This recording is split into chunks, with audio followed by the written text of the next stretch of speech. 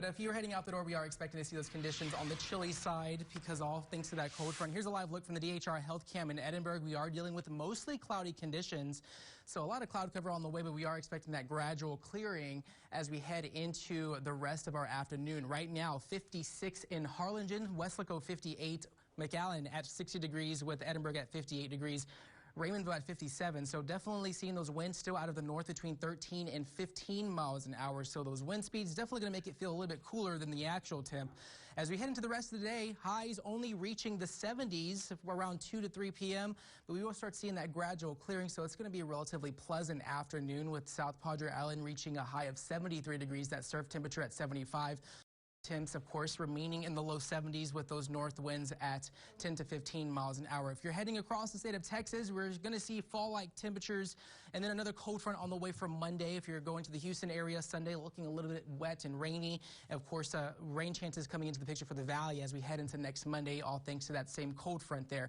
Water vapor satellite imagery is showing some dry air across the state. We are expecting more dry air influxing in behind that front, but we are still dealing with those cloudy conditions. For the next 7 days, expecting mostly calm conditions for the weekend, but another on the way for Monday that's going to probably give us those rain chances back, as well as causing those temps to only top out in the 70s as that cold front sweeps through the state of Texas as we head into the start of next work week. And then weather models are hinting around at another strong weather system around Thanksgiving Day that's going to give us rain chances for Thanksgiving night there. So we could see a somewhat messy travel commute for Thanksgiving, as well as another cold front as that weather system is expecting to move through the central part of the state, bringing some widespread rain showers as we head into Thanksgiving night into Friday. Of course, we're still a little bit too far out, so the timing's a little bit uncertain, but just know that a strong weather system will be on the way around Thanksgiving Day that could provide a messy forecast for Thanksgiving. Future temps, high